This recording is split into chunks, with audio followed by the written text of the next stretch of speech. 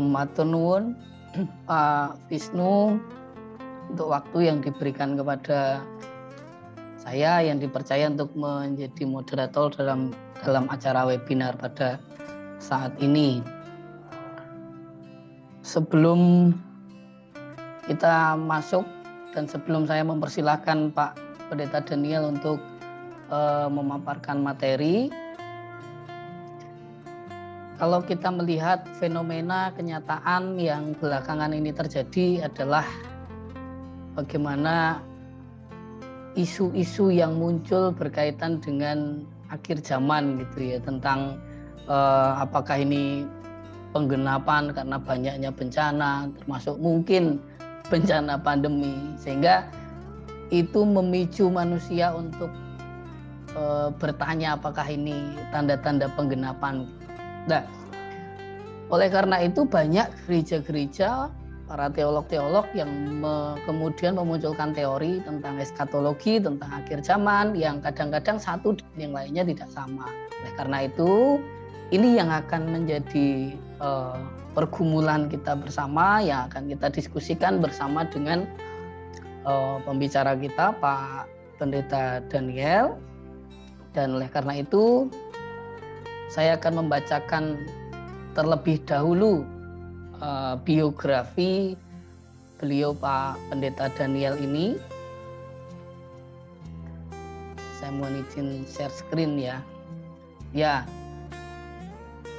beliau Pak Pendeta Daniel Setiabudi PhD ini secara riwayat kependidikannya S1-nya di Fakultas Teologi Duta Wacana, lalu S2 dan doktoral S3-nya di Amsterdam, Belanda.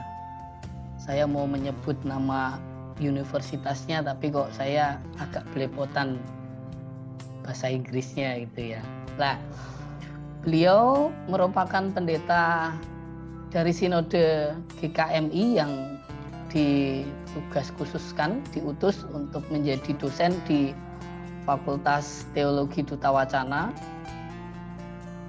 Dan pada kesempatan ini beliau menjadi Ketua Tim Citra Fakultas Teologi UKDW. Beliau mengampu atau beliau merupakan dosen studi biblika dan teologi kontekstual. Ada beberapa mata kuliah yang diampu oleh beliau, diantaranya hermeneutik Perjanjian Lama, tafsir kontekstual, lalu ada teologi kontekstual, bahasa Ibrani, dan homiletika.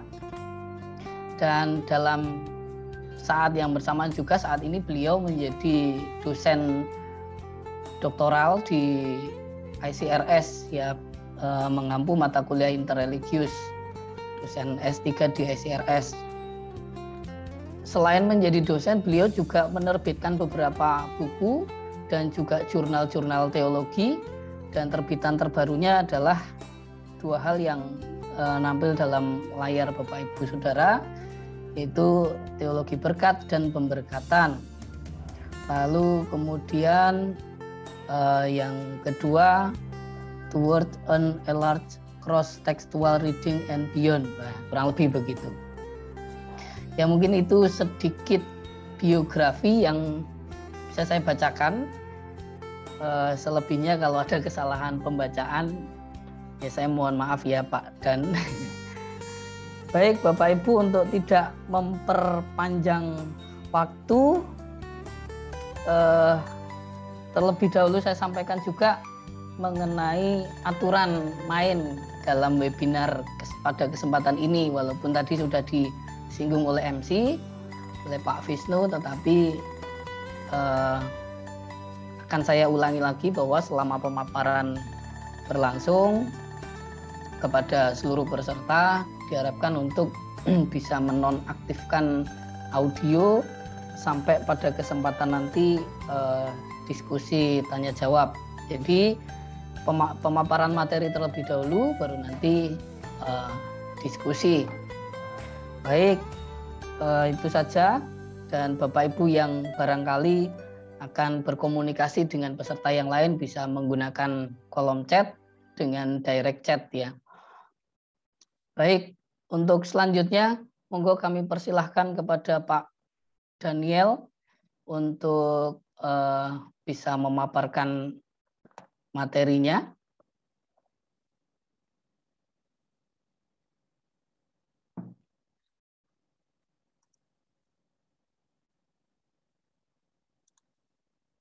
Monitor Pak Daniel. Ya, Bapak Ibu, tadi sempat komunikasi dengan Pak Daniel karena katanya di rumahnya itu sinyalnya agak kurang stabil, sehingga beliau akan mencoba dulu kalau misalnya memang tidak bisa untuk Zoom, beliau akan ke kampus. Tunggu sebentar, guys, saya coba komunikasi.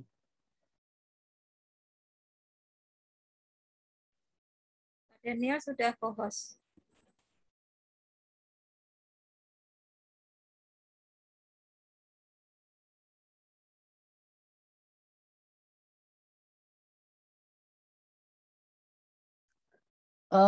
Nyuwun tulung Bu Hani, untuk Pak Daniel bisa di unmute di apa namanya settingnya, sudah ya? Ya oke, sudah ya. Bisa, sekarang. bisa. Oke, siap. Ya saya di unmute nggak bisa. Oke, selamat malam Ibu Bapak sekalian. Terima kasih untuk kesempatan berbagi. Saya ingin memberi 2 catatan ya sebelum mulai.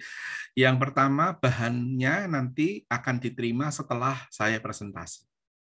Sudah ada bahannya. Kenapa kok begitu? Ya supaya konsentrasinya ke layar gitu.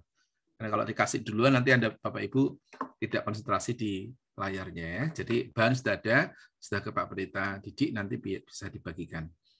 Kedua, seandainya terjadi jaringannya kacau, ini di rumah kadang-kadang begitu, saya minta izin lari sebentar ke kampus. Saya bisa ngebut, sengebut-ngebutnya itu sekitar 15 menit. Kalau itu terjadi, tolong dalam waktu 15 menit itu Bapak Ibu diskusi tentang topik ini. Ini ada banyak pendeta, saya lihat di sini ada Pak Pendeta Bambang, ada Pak Setioko, ada Pak Didi, ya, dan teman-teman dari berbagai macam gereja. Itu asik nih, ya kan? Ada GKJ karena memang tuan rumahnya, ada saya dengar ada GRII, ada GBI, ada GKMI, ada GKI, wah rame. Nah, itu bisa aja dimanfaatkan. Saya akan ngebut sengebut-ngebutnya sekitar 15 menit. Seandainya harus begitu. Semoga tidak ya. Nah, saya sudah deg-degan dari tadi ketika lagu Tiang Awan, Tiang Api itu mati beberapa kali jaringannya. Dalam hatiku doanya kok orang manjur mau. Ya enggak guyon. Oke, ya kita bersiap-siap ya dengan plan A, plan B. Matur nuwun sudah didoakan tadi, semoga Tuhan mengabulkan doa itu sehingga semua lancar. Nah, saya akan siapkan bahan, Bapak Ibu. Waktu saya berapa Pak Didi? 45 menit sampai 1 jam katanya, betul begitu? Betul Pak, dan per sekarang ya, per ini ya berarti ya? Ya, permulai. Baik, oke. Nanti jika saya ngomong gitu tidak terdengar suaranya, berarti jaringannya kacau, Pak Didi WA saya ya. WA-nya masih hidup jalan, sehingga saya bisa tahu, lalu saya segera lari ke kampus. Sebentar, saya pasang dulu segala sesuatunya supaya siap. Baik. Nah, oke. Ini bahan yang diminta ya. Jadi mendalami topik akhir zaman versi Matius 24. Ya, itu yang diminta. Nanti kita akan lihat sejauh mana versi Matius 24 itu bisa menolong kita memahami. Nanti kalau ada titik-titik tertentu yang terkait dengan teks-teks tertentu soal akhir zaman, kita bisa lacak juga sedikit-sedikit. Tapi konsentrasi kita ke sini, ya Matius 24. Oke. Ini teksnya, nggih. Minta tolong dibacakan. Bu Hani, minta tolong Bu. Ini yang mengontak saya selama ini Bu Hani ya. Baik, Bapak, saya bacakan. Membaca. Matius 24 ayat 37 hingga 44. Sebab sebagaimana halnya pada zaman Nuh, demikian pula halnya kelak pada kedatangan Anak Manusia. Sebab sebagaimana mereka pada zaman sebelum air bah itu makan dan minum, kawin dan mengawinkan, sampai kepada hari Nuh masuk ke dalam bahtera. Dan mereka tidak tahu akan sesuatu sebelum air bah itu datang dan melenyapkan mereka semua. Demikian pula lah halnya kelak pada kedatangan Anak Manusia. Pada waktu itu, kalau ada 2 orang di ladang, yang seorang akan dibawa dan yang lain akan ditinggalkan. Kalau ada 2 orang perempuan sedang memutar batu kilangan, yang seorang akan dibawa dan yang lain akan ditinggalkan. Karena itu, berjaga-jagalah, sebab kamu tidak tahu pada hari mana Tuhanmu datang. Tetapi ketahuilah ini, jika tuan rumah tahu pada waktu mana pada malam hari pencuri akan datang, sudahlah pasti ia berjaga-jaga dan tidak akan membiarkan rumahnya dibongkar. Sebab itu, hendaklah kamu juga siap sedia, karena Anak Manusia datang pada saat yang tidak kamu duga. Ya, oke. Terima kasih Bu Hani. Nah, saudara, saya ingin memulai dengan diskusi yang rada baru, ya masih sih sampai sekarang ya, kalau dilihat di YouTube. Itu tentang hebohnya sekarang ini nih, baru-baru aja nih, masifnya informasi di YouTube, lagu-lagu, juga diskusi teologis dari atau tentang kelompok yang namanya Gereja Tuhan yang Maha Kuasa. Ini namanya The Church of Almighty God. Nah, gereja ini lagunya banyak tuh di YouTube yang ramai di komentar orang tuh tentang Alkitab tuh loh. Ya, Alkitab jangan menyembah Alkitab, menyembah Tuhan gitu-gitu ya. Rame-rame pokoknya. Nah, ini adalah suatu kelompok Kristen yang mengatakan Yesus itu sudah datang. Udah datang kedua kalinya. Udah. Gitu. Tahun berapa? 91. Oh, jadi sudah lewat setengah. Dalam wujud seorang perempuan. Nah, ini ada namanya Yan Qiang Bin. Anda bisa mencari nama ini di Google, silahkan. Itu namanya Yan Qiang Bin. Gereja ini menyebut dirinya The Southers, ya, atau The Eastern Lightning. Jadi kilat dari timur. Itu ngutip ayat Alkitab juga. Ada kilat dari timur ke barat gitu ya. Nah, ini dimulai di daratan China. Nah, sudah ada di Indonesia. Ramai sekali. Nah, tokoh perempuan Yan Qiang Bin ini sekarang dinikahi oleh orang yang mengaku sebagai imam besar dari kelompok ini. Namanya Zhao Weishan. Zhao Weishan ini bersama istrinya yang Yesus perempuan itu, Yan Qiang Bin, itu ada di Amerika sekarang. Ada di Amerika. Tapi ini populer sekali sekarang ini di sosial media paling tidak ya, banyak sekali. Anda bisa cek. Klik aja The Church of Almighty God atau Gereja Tuhan yang Maha Kuasa. Sekarang silakan aja kalau mau lihat. Nanti Anda bisa dapat itu rekaman-rekaman itu. Ya. Nah, teologinya itu teologi eskatologi. Dalam penafsiran mereka banyak-banyak merujuk ke teks Wahyu. Kalau Anda lihat. Ya. Dulu kala ini tahun 2003, jadi saya masih di jemaat waktu itu, belum mengajar. Tanggal 10 November katanya Yesus turun lagi, turun kedua kalinya. Katanya yang ngomong itu kelompok yang dipimpin oleh orang namanya Pendeta Mangapin Sibuya. Dan turunnya nanti di Balai Indah Bandung. Oh, banyak yang ikut. Jadi banyak orang dari belahan Indonesia Timur, NTT kebanyakan, yang menjual rumahnya, tanahnya, lalu tinggal bersama-sama di satu kompleks asrama di Bandung, pakai hitam-hitam. Nah, pada tanggal 10 November itu mereka yakin Tuhan Yesus datang. Dan yang mengikuti banyak juga. Ada juga teman saya dari GKMI, dulu ya, lalu dia kena siasat gereja, yang ikut kelompok ini. Sudah kami ingatin, dan tetap aja, karena dia merasa mendapat bisikan, dia dan istrinya. Dapat bisikan, 10 November 2003. Sudah kami ingatin loh, dia tidak mau. Saya lihat peristiwa ketika dia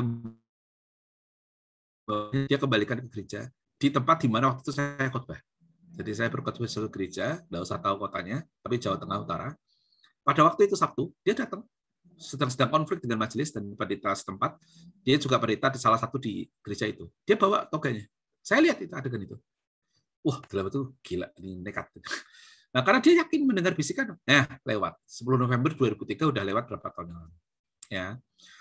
Lalu yang agak-agak dekat itu 2012. Masih ingat ya, Bapak Ibu? 21 Desember. Nah, ini juga ramai. Orang khawatir karena menurut kalender suku Maya, kalender itu selesai 21 Desember 2012. Ya, persisnya jam 23.11. Loh, ada jamnya.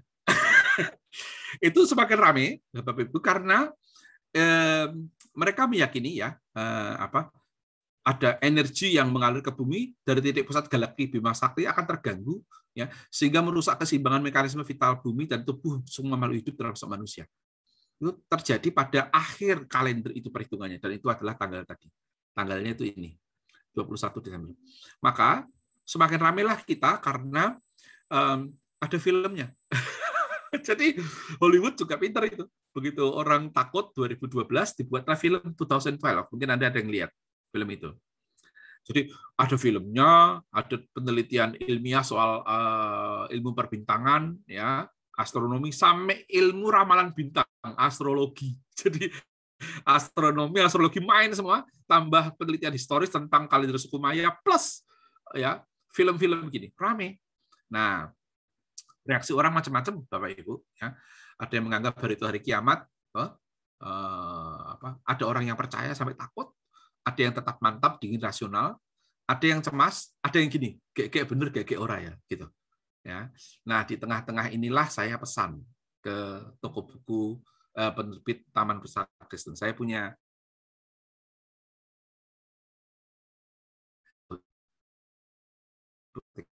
salah satu buku itu buku teologi tafsir sederhana. Jadi dari 7 buku itu 3 buku teks berat, tafsir PL, PB, dan terjemahan disertasi.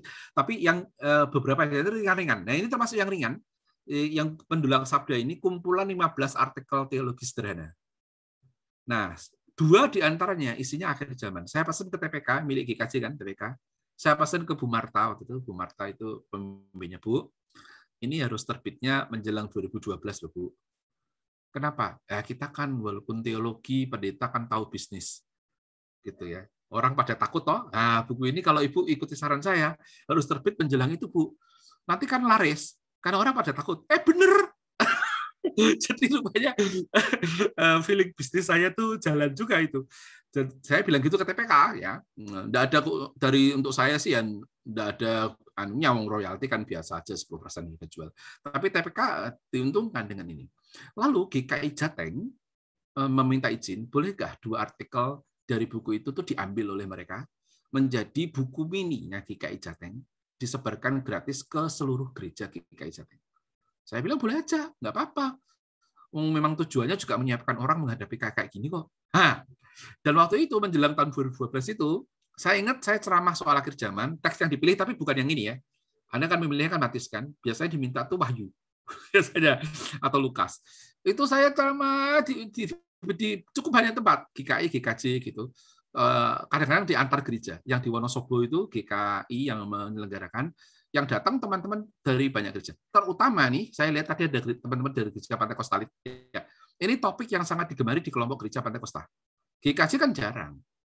GKJ kan ngomongnya kan kerajaan Allah, ya toh, ya menjadi murid Kristus di tengah masyarakat madani gitu, di tengah masyarakat plural di Indonesia gitu. Tapi teman-teman Pantai Kostal itu temanya memang tema-tema akhir zaman. Angka 666, Antikris, Rapture, akhir zaman, Buya Bumi Sangkakala 1, Sangkakala 2, gitu. GKJ jarang kayak gitu. Coba eskatologi itu apa? Kan tidak semua orang agak familiar dengan istilah itu kan. Apa eskatologi? Apa ya eskatologi? Ya, gitu kan. Ya wajar sih. Nah, tetapi ketika terjadi 2012, TPK laris, GKJ seminar terus beginian.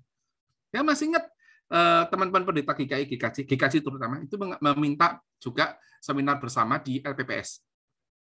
Ada tahu LPPS ke Jogja kan? Itu duet antara saya dan pendeta Pantai Kosta. Kami berdua. Katanya, kata teman-teman panitia, belum pernah LPPS penuh seperti itu. Kok kenapa bisa penuh? Karena dapurnya dipakai juga. Jadi ruang pertemuan itu kan melebar. Itu sebelahnya kan dapur. Kalau Anda pernah ke LPPS, Pak Didi pernah ke LPPS ya, Pak Bambang Irianto pasti tahu itu. Di sebelah kanan dari pembicaraan itu dapur kan. Itu isinya penuh. Saya sampai lagi nih pendeta itu. Pas akhir zaman lagi, karena mungkin jemaatnya tanya. Dan karena tidak terbiasa di lingkup GKJ, maka para pendeta perlu melengkapi diri. Kira-kira gitu kan? Nah, jemaatnya tanya kan aneh-aneh. Chip 666. Ngono kan pertanyaannya jemaat. Barcode boleh nggak Pak? Nanti jangan-jangan ada pertanyaan gitu tuh. Saya sudah siap-siap ini. Barcode, chip, masukkan di sini. Di sini. 666, kuda merah, kuda putih, bait Allah. Gitu. Ya itulah pertanyaan yang muncul. Makanya itu ramai sekali. Terus panitia bilang, belum pernah loh Pak, LPPS penuh sampai dapurnya diisi orang kayak gini. Terus saya bilang, oh bukan karena pembicaranya saya, tentu tidak siapakah saya ini. Tapi karena topiknya dan cocok harinya. Tahun 2012. Jadi orang kalau ditakut-takutin gitu bisa suka pada teologi, eskatologi ya. Nah, saya nggak tahu nih. Semoga acara kita ini banyak bukan karena topiknya, tapi karena Anda suka belajar Alkitab. Kalau ternyata tidak sebanyak ini, biasanya ya saya kan nggak tahu ya baru kali ini. Ini banyak loh, sejumlahnya berapa ini? 100 sekian kan? Berapa Pak Didi? 134 Pak. Oh, bayangkan tuh, 134. Antara luar cemas biasa. dan takut ya. Biasanya berapa Pak Didi? Biasanya? Wah, ini webinar pertama Pak. Kalau PA Oh. biasanya hanya 40-50. Ini webinar Oke. pertama. Ya, nanti kita lihat ya. Kalau topiknya tidak yang takut-takut gini tuh berapa gitu kita eksperimen. Ya, oke. Nah, ini fenomena-fenomena ya. Saya mengerti kalau Bapak Ibu tertarik kayak gini karena tadi gereja Allah yang Esa itu sekarang memang di sosial media banyak sekali. Nah, Bapak Ibu tidak usah merasa bagaimana karena itu tidak hanya Anda. Ini tak cerita ini, Bapak Ibu ya. Saya ceritakan nanti. Belum saatnya, nanti akan tiba. Yang saya lihat sendiri di Belanda. Ada nanti. Itu lucu itu. Benar-benar terjadi betul. Itu saya tulis di Facebook soalnya. Nanti saya tunjukkan, bahkan status Facebook saya tunjukkan. Nanti ya, kita sekarang pelan-pelan. Nah, apa sih sebetulnya diskusi kita soal beginian?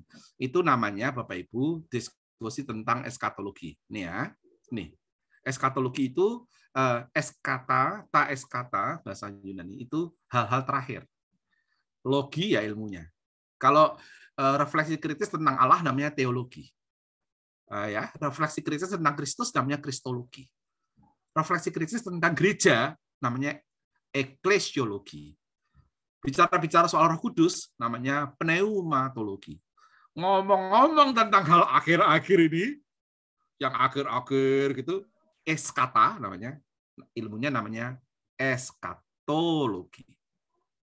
Nanti kaitannya dengan sesuatu namanya istilahnya adalah apokaliptik. Nanti ada kata ini. Apokaliptik itu sesuatu yang tersembunyi, yang disingkapkan sejenak. Nah, kitab Wahyu itu kitab apokaliptik. Kayak kalau Anda seusia saya, siapa yang di sini seusia saya sekitar 50-an. Saya usia 50 nih. Pak Didi itu mahasiswa saya nggak tahu tonil. Tahu tonil Pak Didi? Tonil? Tahu kata tonil nggak? Udah tahu Pak. Ya manusia modern. Saya kan agak jadul nih. Tonel itu adalah pertunjukan, ya pertunjukan. Ada layarnya yang ditutup gitu, dikarek gitu. Dulu kali Natalan waktu kecil itu gitu. Jadi dikarek nutup, dikarek buka. Nah pas nutup ini kayak sandiwara gitu ya. Kalau kita nonton acara di gedung pertunjukan, tersibak kena angin dikit, set gitu. Terus tutup lagi. Nah itu namanya apokalipto. Tersingkap, ketersibakan sesuatu yang tersembunyi. Nah itulah kitab Wahyu. Nah, kenapa banyak orang itu kalau pakai kitab Wahyu sebagai data untuk ngomong soal akhir zaman itu pasti keliru ya. Ya pasti keliru karena dia salah paham tentang maksud kitab itu. Nanti kalau mau tanyakan boleh. Nah, tetapi itu semua namanya eskatologi dan apokaliptik ya, sesuatu yang tertutup yang disingkapkan sejenak, sesuatu tentang di hari akhir. Biasanya yang meminati ini sekali lagi bukan gereja-gereja Calvinis. Kenapa? Nanti saya tunjukkan alasannya. Jadi kalau sikap GKJ misalnya atau GKI tidak terlalu sering ngomong kayak gini, kecuali kalau kepepet atau ada suatu situasi tradisi gerejanya. Nanti kita sampai ke sana. Saya nanti tunjukkan. Nah, saya maju dulu. Grad, orang bernama Grad, Alistair McGrath itu mengatakan topik-topik eskatologi itu, ya, misalnya ngomong soal penghakiman terakhir, ya Matius 25, itu ya, surga neraka. Gitu. Kerajaan 1000 tahun, nah milenium, gitu, ya ada dalam kitab Wahyu. Akhir zaman, rapture, nah ini dia pengangkatan. Teks ada ini. Ngomong soal itu, saudara, yang tidak banyak disebutkan di khotbah-khotbah minggu gereja-gereja mainstream ya. Salah satu gagasan teologi yang penting itu gini, saudara. Bagaimana kita memahami teologi ini dengan relatif tepat sebisa mungkin ya, relatif hati-hati, sehingga kita tidak bingung karena kesalahan menafsirkan informasi dalam teks Alkitab. Nah, maka perlu dijelaskan konteks teksnya, perlu dijelaskan situasi pembentuknya, gitu. Perlu dijelaskan bagaimana cara memahami ini dan itu dalam teks-teks yang eskatologis dan apokaliptik tadi. Tapi mungkin suka gitu, iya, kata Elizabeth Grad, itu karena orang Kristen itu memang terbiasa berpikirnya awal dan akhir, gitu, alfa dan omega, penciptaan kiamat, gitu. Cara berpikirnya itu memang gitu, suka ngomong awal dan akhir, jarang bicara soal proses. Coba lihat teks-teks yang kita sukai, aku menyertai kamu senantiasa sampai kepada akhir zaman. Nah, gitu, kita senang gitu ya. Jadi makanya tengah-tengah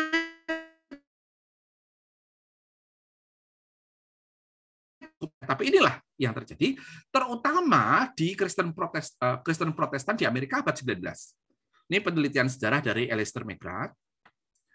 Nah, tentu di dalam menanti kedatangan Tuhan ya, istilahnya parusia, kedatangan Tuhan parusia, nanti saya tunjukkan kata-katanya dalam bahasa Yunani, itu mengandung pengharapan. Jadi penantian, menanti Tuhan datang, kan kita diminta gitu kan? Nanti banyak teks gitu seperti pencuri, seperti ini yang teks yang baca itu ada dua orang di ladang, satu diambil gitu. Jadi bersiap-siaplah anak dara. Loh, cerita kayak gitu ya. Yang pintar dan yang bodoh, bersiap-siaplah gitu kan. Pokoknya nantikanlah gitu, jangan tertidur. Itu berkaitan dengan pengharapan. Jadi menanti dan pengharapan itu jalan bersama. Oleh karena itu bagaimana kita mesti berharap dalam penantian? Itu pertanyaannya. Dan bagaimana kita punya dasar dalam berharap di tengah-tengah menanti yang tidak kunjung datang. Cerita soal Samuel Godot itu novelis yang ngarang buku maaf, Waiting for Godot judulnya, karangan Samuel Beckett. Samuel Beckett pengarang Waiting for Godot. Itu ceritanya tentang orang namanya Godot ditunggu-tunggu, tidak datang-datang. Nah, apa yang mau diceritakan oleh novel itu? Reaksi orang ketika menunggu. Ini novel itu tema bicara sesuatu. Itu kelihatan siapa Anda itu. Ada yang tidak sabaran. Kalau sekarang kita menunggu kan gampang, beanan. Coba bayangkan zaman dulu begitu belum tidak ada sosial media. Kita suruh nunggu, misalnya ya, ibu kita masuk ke pasar, Dik, entenana ya Dik, ibu tak belanja sik. Nggih Bu, ning ampun suwe-suwe lho Bu. Lah apa sih? Cuma blonjo iwak. Lalu Pak Didiknya nongkrong di sebelahnya tukang cukur rambut. Ibunya enggak keluar-keluar, dia jengkel sekali. Aduh, begitu ibu keluar sudah nesu-nesu. Oh, ibu apa sih? Cuma 20 menit. Lah aku nek ketemu pacarmu sak jam rasanya 5 menit kok. Enteni ibu 20 menit rasanya 2 jam. Lah itu jadi ngerti ya. Jadi kadang-kadang yang menunggu kekasih itu deg-degan, ya toh? Ada yang cemas, jangan-jangan dia nggak datang. Ku menanti seorang kekasih. Lagunya Iwan Fals tuh, yang tercantik yang datang di hari ini tuh. Cara Anda menanti gimana? Nah, kan lihat reaksi orang tuh bagaimana dalam menanti itu beda-beda. Nah, itulah novel yang didramakan dalam karya seni yang namanya Waiting for Godot, karya Samuel Beckett. Sama nih, kalau kita Tuhan berkata aku akan datang, belum tapi kan, lah sikap kita gimana? Nah, gitu, itu macam-macam. Ya, kita akan lihat itu apa sebelum masuk ke teksnya. Nah, ini ya, kita ngomong soal hari Tuhan, kedatangan Yesus, hari akhir. Nah, oke, sekarang kita lihat teksnya dulu. Matius 24 kan. Silakan Bapak Ibu cek Alkitabnya ya, supaya bisa cek saya menyebutkannya sama enggak dengan Alkitab Anda itu. Suasana eskatologis, hal-hal terakhir tentang kedatangan Tuhan yang kedua, itu disebut dengan istilah parusia. Ya, Tuhan datang, lihat ayat 37. Silakan ayat 37. Ada yang mau membacakan ayat 37? Bu Hani lagi, tolong Bu, 37. Ya Bu, tolong.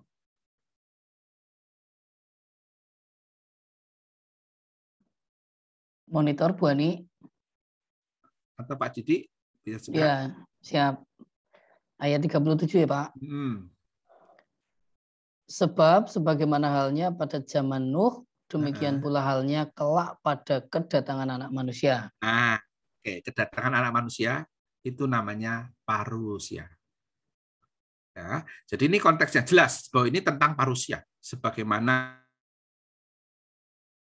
laporkan ini setara dengan penciptaannya kalau Anda lihat Lukas 17. Nanti boleh diperiksa. Lukas 17 ya. Dan juga sama dengan beberapa titik di Wahyu soal kedatangan. Ada yang sama juga adalah 1 Tesalonika. Itu juga ada tentang sama di mana di beberapa titik emang ada. Ya.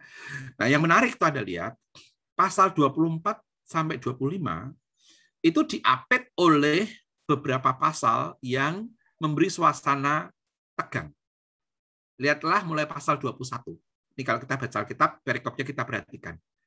Pasal 21 itu sudah ramai itu. Yesus masuk Yerusalem, ya kan?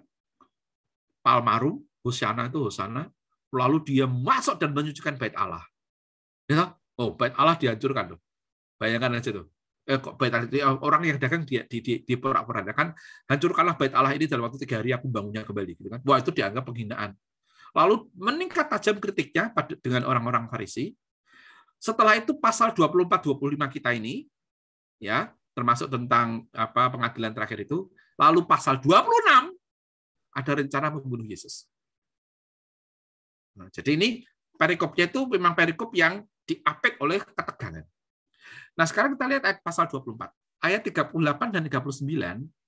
Silakan dibaca lagi Pak Didi. Iya, Pak. Ayat 38 dan 39. Sebab sebagaimana mereka pada zaman sebelum air bah itu makan dan minum, kawin dan mengawinkan, sampai kepada hari Nuh masuk ke dalam bahtera. Dan mereka tidak tahu akan sesuatu sebelum air bah itu datang dan melenyapkan mereka semua. Demikian pula lah halnya kelak pada kedatangan anak manusia. Ya, jadi situasi kalau rujukannya adalah teks Kejadian tentang Nuh, itu tiba-tiba datang air banyak. Genting sekali suasananya.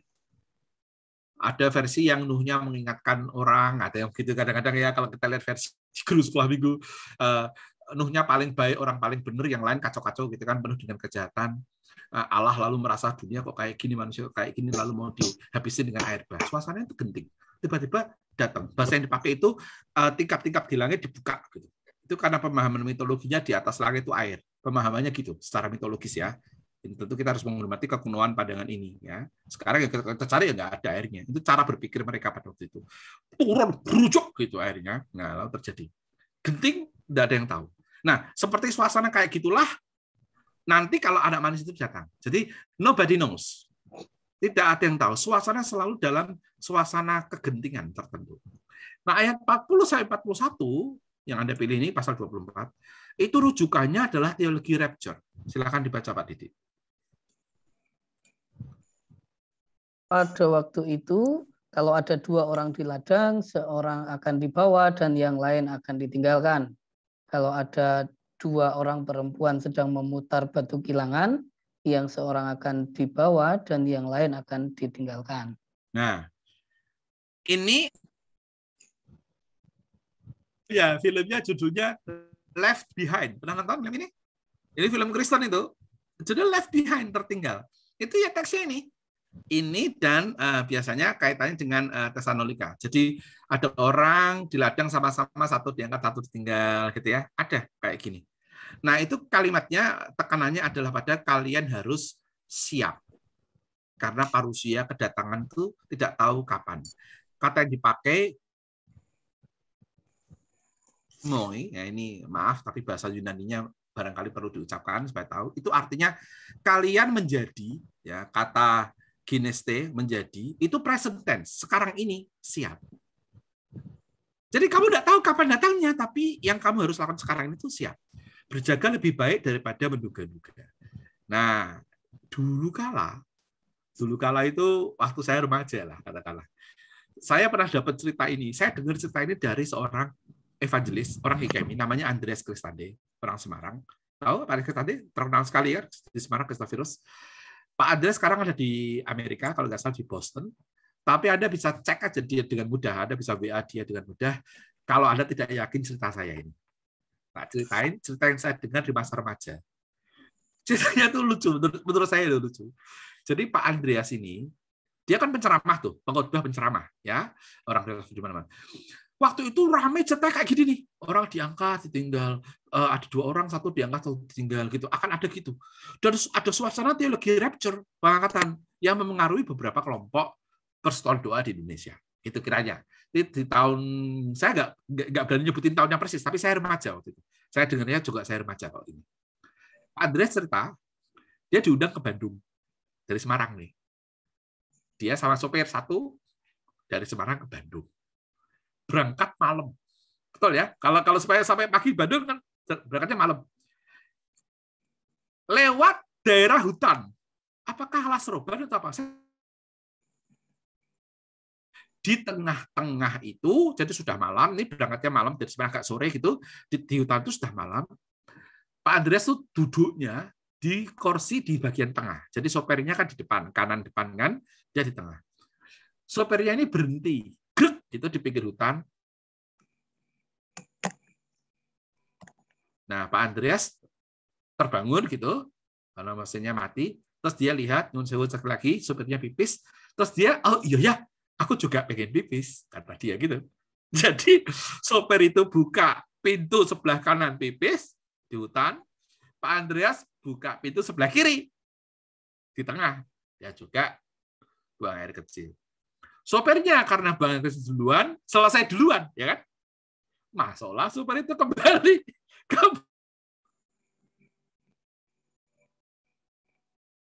Andreas dalam kondisi pipis masih mantur, dia bilang ditinggal. Wah, dia kan bingung. Bagaimana? Dalam kondisi pipis sedang terjadi kok peristiwa pipisnya itu. Dia bagaimana? Masa terus dia wanunya malah ngompol. Jadi sopirnya tidak peduli jalan. Waduh, Pak Andreas piye malah ditinggal alas gini nih. Akhirnya singkat cerita, Pak Andreas cegat bis. Nah, itu jalur bis memang sih. Akhirnya dia dapat lah. Pendek kata, ini ceritanya dipersingkat, sampailah pagi-pagi dia di Bandung. Nah, mau marah kalau dia sama sopirnya. Sok pembicara, tak jauh malah tinggal mas gitu kan. Sampai di gerejanya, sopirnya ada di situ. Dia sudah mau marah sekali. Sopirnya Kristen ini. Pak Andreas sudah mau marah sama sopirnya. Begitu mau marah, sopirnya lihat Pak Andreas, langsung dipeluk. Pak Andreas, puji Tuhan. Kok puji Tuhan kenapa? Pak, saya itu takut sekali, Pak. Loh, kok takut? Kamu tuh tinggal saya. Loh, Pak. Saya akan sampai Bandung pagi-pagi, Pak. Lalu saya noleh ke belakang, Pak. Saya memberitahu Bapak, kita sudah sampai ke Bandung, Pak. Saya lihat di belakang Bapak, tidak ada. Saya ingat firman Tuhan dalam Matius 24. 2 perempuan di ladang, 1 diangkat, 1 ditinggal. Nah, saya ini kan kalau dibandingkan Pak Andreas, saya itu ya bukan hamba Tuhan. Saya itu ya pekerjaannya sopir begini. Bapak kan penginjil. Kalau sampai ada 2 orang dalam satu mobil, 1 diangkat, 1 ditinggal, kan pasti Bapak yang diangkat. Jadi saya itu takut pagi itu. Tuhan, kenapa Kau meninggal, mengambil Pak Andreas dan tidak membawa saya? Waduh, kowe iki. Aku tuh malah mau tinggal, aku lagi pipis. Lihat ya, sampai gitu. Ini kalau Anda tidak percaya cerita saya, enggak apa-apa, tak kasih nomornya Pak Andreas deh nanti. Silakan kontak dia. Saya berani cerita begini nih ya karena saya yakin itu terjadi betul. Orangnya masih hidup, silakan. Lihat betapa besar pengaruh teologi rapture teks yang Anda pilih. 2 perempuan, 1 diangkat. Di dalam di ladang 1 diangkat. Di batu pengilingan 1 diangkat, 1 tinggal. Namanya rapture. Filmnya tadi Left Behind. Deg-degan kita. Nah, coba misalnya Anda pakai teologi ini, suatu hari di hari Minggu di ibadah on-site di GKJ Semarang Barat, siapa yang kira-kira diangkat, siapa yang ditinggal? Ada mungkin kan hitung. Kira-kira nek Pak Wisnu Yuda, Pak Didi, sopo yang diangkat, sopo ditinggal. Ya gitu ya. Ini tidak perlu soal pendeta, Mbak Pendeta loh. Mungkin Pak Didinya, aku pendeta Dornong ini ya orang bakalan diangkat, misalnya gitu kan. Kita mana tahu. Tuhan tidak pernah tertipu, makanya berjaga-jagalah. Gitu kan maksudnya. Maksudnya teksnya berjaga-jaga, jangan menduga-duga. Malah orang Kristen malah ngitung lucu-lucu gitu. Pakai teks Alkitab dihitung-hitung secara salah. Nah, kalau Anda merasa itu hanya terjadi di Asia, ini saya ceritakan yang saya lihat di Amsterdam. Ini true story, tahun 2011. Ya, ingat ya, suasananya menjelang 2012 tadi loh. Namanya Harrod Camping. Anda bisa cek di internet. Silakan langsung aja googling, cari aja nama ini. Harrod Camping. Dia seorang pemuka agama, evangelis, dan penyiar radio di Amerika. Ya, dia membuat berita di Amerika waktu itu, dan juga di sebagian negara Belanda. Ya, di bagian Belanda. Saya lihatnya di Belanda waktu di Amsterdam. Saya lihatnya kelompoknya dia nih. Itu dia bilang gini, 21 Mei 2011. Jadi bukan 21 Desember, itu kan tadi sukui kayak pokoknya tanggalnya tuh ada aja gitu loh. 21 Mei. Pada 21 nih, saudara. Ini kita tanggal 22 tuh sekarang. 22 September. Ini 21 Mei adalah hari pengangkatan yang diselamatkan. Loh, kok bisa seenak-enaknya, dari mana orang ini? Itu. Nah, saya itu sehari sebelum hari itu, jadi tanggal 20 Mei, saya masih di Amsterdam itu.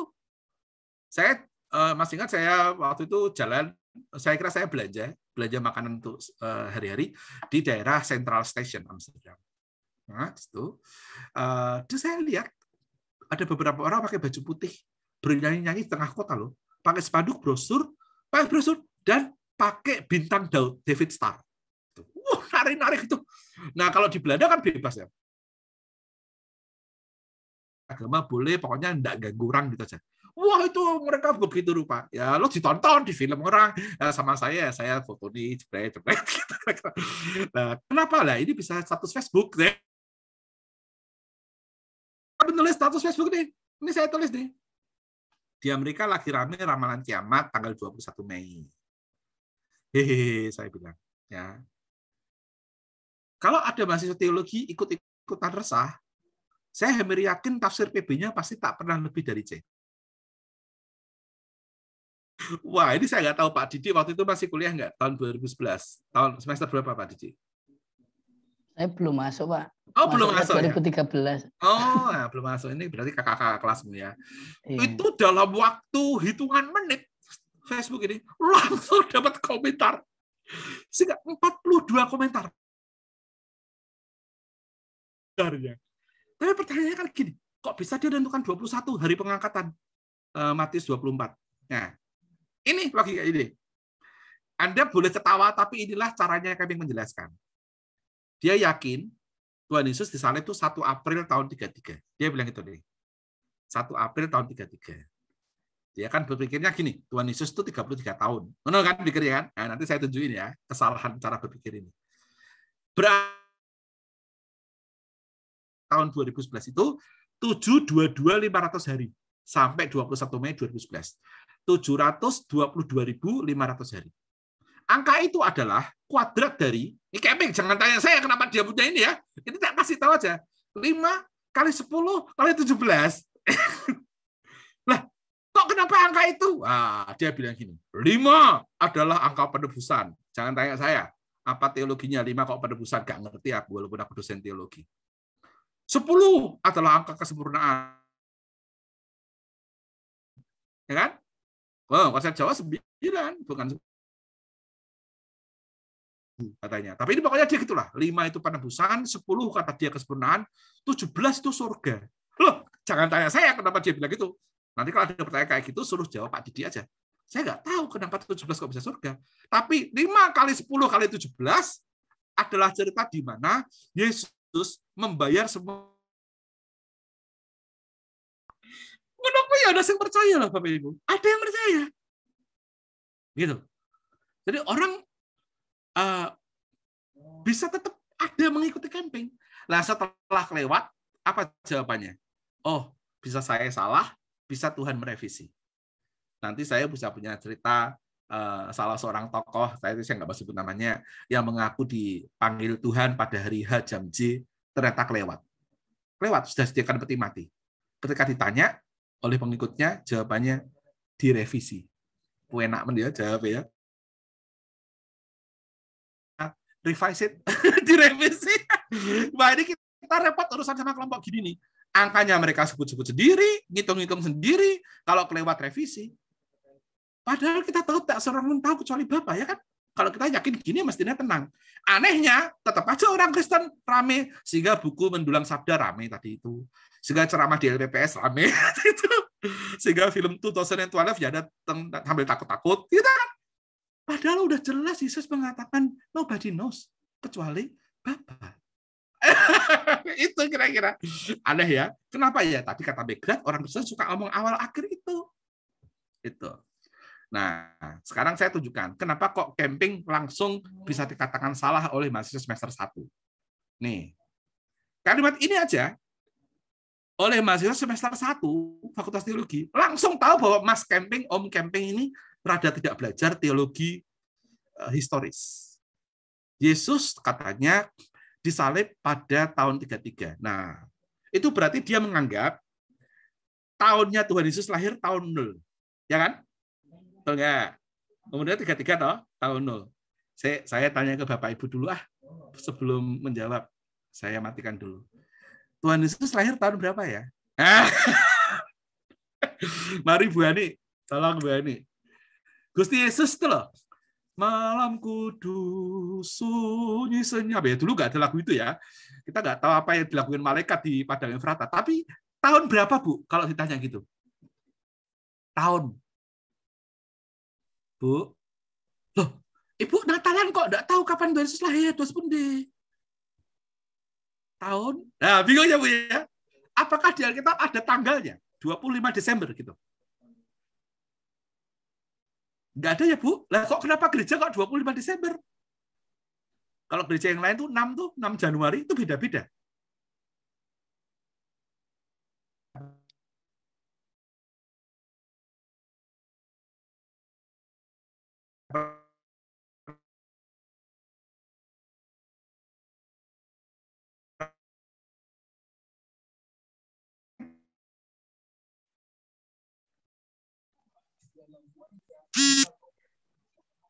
Monitor Pak Dan.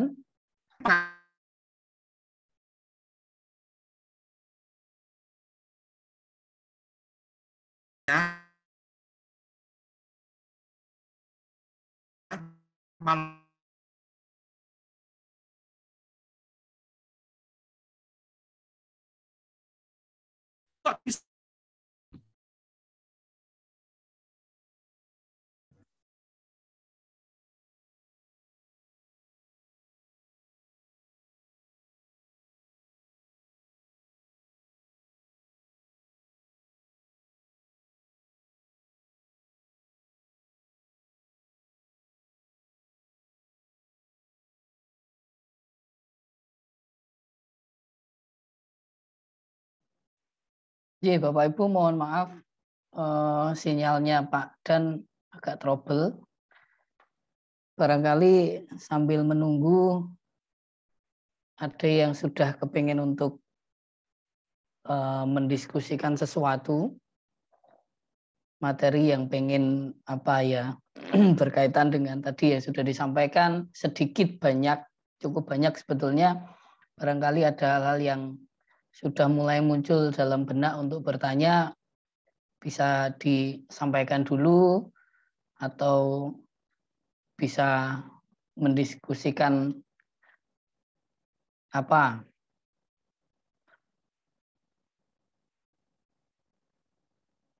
Boleh disambil minum dulu. Saya lihat Pak Pendeta Bambang sedang ngunjuk teh hangat kelihatannya. Halo Pak Didi. Halo Pak Dan, sudah bisa dengar ya? Oke, saya akan pakai WA, tapi tolong supaya screen-nya, Pak Didi kan sudah saya kirimin artikel kan, Andi? Ya. Tolong dimunculkan di Zoom-nya. Oh iya, siap. Saya tak ngomong gini aja, Pak Didi ngikuti saya ya, dimunculkan di Zoom-nya. Ya, saya tunggu Pak, silakan.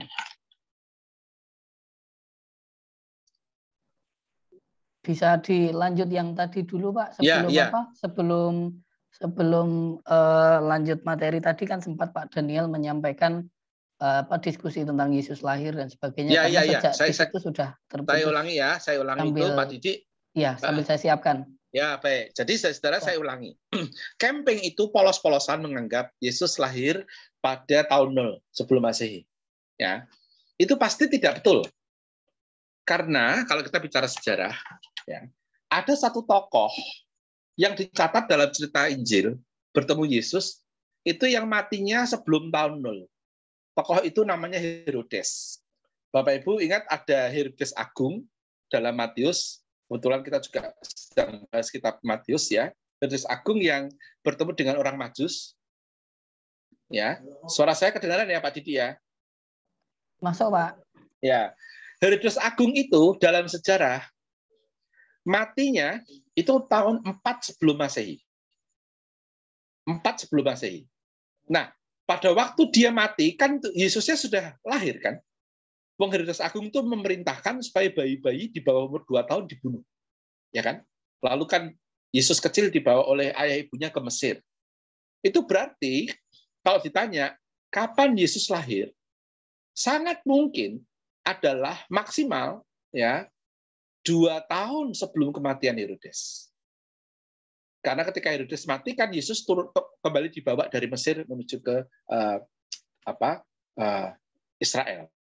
Jadi kemungkinan Tuhan Yesus lahir itu kalau tidak tahun 6, 5 atau 4 sebelum Masehi. Jadi nggak mungkin tahun 0. Oleh karena itu ketika Harold Camping mengatakan bahwa Yesus itu disalib umurnya kan 33 ketika disalib. Pada tahun 33 Masehi itu pasti salah. Kalau Tuhan Yesus kita umurnya 33 ketika dia disalib, sangat mungkin itu terjadi pada tahun kalau bukan 27, 29 Masehi. Tidak mungkin tahun 33. Nah, dari situ aja mahasiswa teologi semester 1 sudah langsung bisa tahu bahwa Pak Camping ini pasti salah mengenai data-data historis. Maka tadi saya tuliskan di status Facebook saya, kalau ada mahasiswa teologi ikut-ikutan percaya beginian, saya yakin tafsir PB-nya tidak akan lebih dari C. Ya karena mereka harusnya sudah tahu. Oke, Pak Didi sudah nemu Pak? Sudah Pak. Oke, sekarang ikutin ya, saya jalan ngomong Pak Didi ikutin ya. Saya akan membaca kalimat ini. Kita dapat menyimpulkan bahwa tema kedatangan Tuhan adalah tema yang mengandung ketegangan. Dapat Pak ya? Membuat orang berperasaan kompleks. Selalu menarik, walaupun kita tahu bahwa tidak ada yang tahu, tapi selalu aja mendatangkan semacam kecemasan, deg-diduk tertentu. Aneh. Beberapa memang lebih tenang, yang meyakini bahwa tidak ada seorang yang tahu. Nah, Bapak-Ibu, kelompok keagamaan yang juga suka sekali dengan ide parusia, kedatangan Yesus, itu adalah saksi-saksi Yehova. SSY. Mereka punya teori begini. Ya, Yesus itu datang sebelum kerajaan 1000 tahun. Jadi mereka punya teori pre-millennium namanya.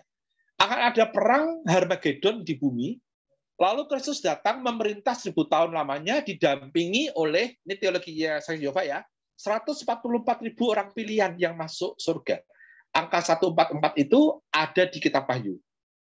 Nah, umat yang lain yang tidak termasuk 144.000 itu tidak akan masuk surga itu. Itu ya di bumi ini, bumi yang baru. Jadi surga bukan bumi yang baru ini. Demikian teologi Sang Yehova. Kelompok orang selain 144.000 yang tidak di surga tapi di bumi yang baru namanya kelompok Yonadab. Namanya gitu. Nah, dan Yesus itu sebetulnya sudah datang. Sudah terlihat pada tahun, nah ini tahunnya ada ini mereka 1914. Loh, itu loh saudara, bayangkan. Nah, kalau Anda sekarang lihat kayak gini, sebagai orang Kristen zaman sekarang yang sudah berkali-kali melihat kebodohan-kebodohan orang yang salah memprediksi.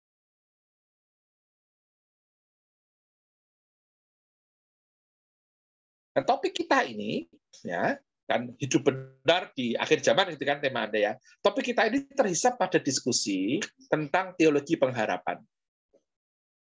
Pak Didi ya diklik ya itu Pak, teologi pengharapan. Apa dasar dari teologi ini? Dasarnya adalah iman kepada Allah yang menampak dan meneguh dalam doa. Jika ditanya kenapa kita mesti berdoa, ya jawabannya karena kita adalah murid Yesus yang rentan. Kita masih diminta menanti. Makanya kita harus bertahan di dalam kewaspadaan. Doa sebagai latihan batin adalah salah satu yang menolong kita. Untuk tidak menjadi kebal, tetapi menjadi orang yang sadar. Bersiap-siap, menyiapkan diri, moral etis, menyiapkan hati, spiritualitas, dalam rangka berjumpa dengan anak manusia nanti di eskaton di hari akhir. Nah, sikap batin ini, saudara-saudara, lebih penting menyiapkan sikap batin semacam ini, latihan rohani, daripada kegemaran menghitung-hitung kapan Tuhan datang atau kapan kiamat datang. Lebih baik kita bersiap-siap sehingga kapanpun itu terjadi, kita kedapatan siap sedia. Ini lebih sehat daripada bergelimang dengan kecemasan akibat ngitung-ngitung ramalan termasuk sekarang ini karena pandemi. Lalu hitung, chip 666, aduh, sudahlah. Kalau tanya, loh, ini kan cocok semua, ada perang, ada apa. Jawaban saya, dari dulu kala juga sudah. Dari dulu kala, ya namanya perang juga sudah ada. Nanti saya tunjukkan bagaimana teologi tentang akhir zaman itu mengubah cara berpikir Kristen terkait dengan perang dunia. Saya mau tunjukkan itu pada Anda. Ini, 3 pandangan utama. Ya, saudara. Di dalam kehidupan Kristen, kalau kita bicara soal kedatangan Tuhan, ya, dan terkait dengan 1000 tahun itu ada 3 teori. Nanti silakan Anda memilih yang mana ya. Tapi saya tunjukkan dulu teorinya. Pertama namanya amilenial. Amilenial itu sebentar, konsepnya amilenial, lalu postmilenial dan premilenial. Apa itu? Satu-satu ya. Amilenial itu gini. A itu kan tidak. Ya, milenium itu 1000 tahun, kerajaan 1000 tahun. Yang dikatakan dalam kitab Wahyu. Ya. Pandangan ini menolak terlibat dalam semua spekulasi tentang zaman akhir. Spekulasi dapat mengalihkan orang dari urusan yang lebih penting. Yakni apa? Mengelola hidup Kristen, pergumulan kita di dunia ini. Nah, ketika Anda berspekulasi tentang akhir zaman, maka tugas kita untuk menjadi orang beriman, mengelola hidup di masa sekarang, itu terabaikan. Mau ngitung-ngitung aja gitu. Ini ditolak. Jangan gitu dong. Yang lebih penting adalah menyaksikan kehidupan Kristiani di tengah-tengah zaman ini. Nah, kalau itu posisi Anda tidak mau terlibat pada spekulasi, Anda amilenial. Dan kalau itu adalah dominan di gereja-gereja GKJ, misalnya dalam hal ini penyelenggara GKJ, saya langsung mengatakan persis karena itulah sikap yang diambil Luther dan Calvin. Di abad 16, ya, Martin Luther di Jerman dan Calvin itu menolak terlibat dalam debat yang tak berguna ini katanya. Jadi waktu itu ya sudah ada orang yang melihat tanda-tanda perang di sana sini, penyakit, mati-mati, gunung meletus, gempa bumi, ada juga, atau ada juga. Gempa di Lisbon itu 1575 kalau saya nggak salah tahunnya, ya, di Spanyol. Ya, macam-macam perang di mana-mana. Eropa pernah hidup dalam dunia di mana perang luar biasa, penyakit, pes, sampar, macam-macam. Gunung meletus, gempa bumi ada di mana-mana. Nah, ketika orang lalu mengkaitkan dengan akhir zaman, Luther dan Calvin menolak terlibat dalam debat yang mereka bilang tidak berguna. Sebagian besar orang Protestan di zaman itu tidak terlalu menaruh perhatian pada pokok ini. Sampai pada abad 19 muncul teologi baru tentang milenium. Jadi kalau Bapak Ibu Anda kurang banyak menggarap tema ini, ya tentu karena Anda Calvinis, gereja Calvinis ya. Jelas akar tradisi Anda memang tidak memberi ruang pada ketertarikan soal ini. Calvin tidak mau berdebat soal ini. Luther juga tidak mau. Nah, pandangan kedua namanya postmilenial. Ini adalah pandangan yang berpengaruh di kalangan Protestantisme abad 19. Konsepnya adalah kedatangan Kristus akan muncul segera dalam suatu masa yang panjang penuh damai dan kebenaran. Masa yang panjang ini disebutnya kerajaan 1000 tahun, di mana Allah menegakkan kehendaknya, meneguhkan kemenangan manusia atas kejahatan, tidak ada lagi kejahatan, dan semua dunia jadi Kristen. Ingat ada teologi gitu kan? Pokoknya mengabarkan Injil sampai KB Kristen, kan? Nah, tanpa sadar itu postmilenial banget suasananya. Menurut pandangan postmilenial, gereja memainkan peranan penting dan mentransformasi seluruh struktur sosial sebelum Kristus datang kedua kalinya. Ya, dan lalu berikhtiar untuk menghadirkan masa keemasan, perdamaian, kemakmuran yang hebat pada seni pendidikan, seni, ilmu pengetahuan, dan pengobatan. Ini teorinya. Tapi Anda tahu, teori ini hancur, ya, ketika ada perang dunia. Fakta perang dunia pertama dan perang dunia kedua di abad yang lalu itu menghancurkan teologi ini. Nah, karena ada fakta perang dunia kayak gitu, mana buktinya gereja juga tidak membawa kedamaian, buktinya suasananya malah mengerikan. Muncullah pendekatan pre-milenial, terutama di Amerika Utara. Padahal ini teologinya gini, akan ada figur antikris di dunia, antikristus, yang menghantarkan masa 7 penderitaan, namanya tribulasi. Siapa antikrisnya? Wah, macam-macam. Banyak tokoh yang dianggap antikris salah kabeh. Dulu ada yang menganggap antikris itu dulu Nero, keliru ya kan. Terus ada pernah di zaman saya remaja itu ada orang gereja yang menganggap, saya soalnya dengar juga waktu saya remaja, antikris itu Gorbachev. Mikhail Gorbachev itu pemimpin perestroika glasnost itu. Kenapa? Karena di kepalanya itu ada tohnya. Masih ingat Gorbachev? Kan dia nomor 1000 botak ya. Terus ada itu, wah itu tanda di dahi. Keliru nih. Terus ada yang bilang antikris itu euro, mata uang euro. Di Eropa. Saya studi doktoral karena euro ya Bapak Ibu, dibayari oleh gereja Belanda dan gereja-gereja Amerika Indonesia. Berarti saya agen antikris dong, wong saya dibayarnya pakai uang euro, kan repot ya. Nah, sekarang ini gereja-gereja di Eropa ya euro, kecuali Inggris kembali ke pound sterling, ya kan? Ada yang bilang, oh bukan, antikris itu barcode. Nah, kalau nggak pakai itu nggak bisa belanja. Pokoknya tafsirnya itu sesuka-sukanya gitu, dicocok-cocokin, meleset semua. Ya, tapi inilah teologi premilenial. Akan ada antikris, dunia akan hancur, ada masa penderitaan, ya, ada perang dan bencana, lalu akan dihentikan oleh Allah mengalahkan si jahat di perang Harmagedon. Harmagedon itu dari kata Har Megiddo, gunung Megiddo. Di zaman Perjanjian Lama itu banyak peperangan terjadi di satu tanah datar di sebelah gunung. Gunungnya namanya Megiddo. Gunung itu Har, bahasa Ibrani, Megiddo itu namanya. Jadi Har Megiddo itu nama gunung, Gunung Megiddo. Di lembah Megiddo yang datar, disitulah banyak sekali terjadi peperangan. Maka gagasan yang perang akhir disebut dengan istilah Harmagedon. Itu berasal dari kata Har Megiddo. Nah, setelah perang-perang ini, Kristus datang kembali memerintah selama 1000 tahun. Selama ini daya-daya kejahatan ditundukkan. Itu gagasannya. Jadi premilenium menawarkan pandangan yang amat pesimis pada dunia. Semua akan memburuk. Jadi kalau ada, wah lihat nih bencana di mana-mana, macam-macam tsunami, macam-macam, wah itu jangan-jangan kalau ada bablas kayak pandangan itu, sampai ke Tuhan datang sebentar lagi, pandangan Anda pastilah premilenial, milenium. Gitu. Tanpa Anda tahu, Anda bisa dikelompokkan di situ. Ya. Nah ini sangat kuat pandangan ini di tubuh Protestantisme konservatif di Amerika. Karena memahami ada daya-daya anti-Kristen yang sedang menang angin di Amerika. Jadi orang bilang, oh lihat Amerika semakin sekuler, di Belanda tidak banyak lagi orang ke gereja, Tuhan mau datang nih, nah, gitu ya, gagasannya gitu ya. Lihat dunia ini mengalami degradasi dalam banyak hal, tanda akhir zaman sudah dekat, gitu, ya. Tapi juga bisa dianggap positif, karena kalau semua ini buruk itu berarti baik. Apa yang baik? Tuhan datang. Nah, gitu. Ada orang yang berpandangan begitu. Yang buruk ini justru adalah sesuatu yang baik. Itu pandangan premilenial. Nah, Anda cocok yang mana? Nah, monggo aja. Tapi ringkasannya gini. Premilenial adalah kedatangan Kristus yang kedua di dunia ini, parusia, terjadi sebelum milenium. Post-milenium adalah kedatangannya terjadi setelah ada kejayaan kerajaan Allah. Amilenial adalah tidak ada kerajaan 1000 tahun secara harfiah. Kalau disebut 1000 tahun di Wahyu itu adalah soal Allah dimuliakan.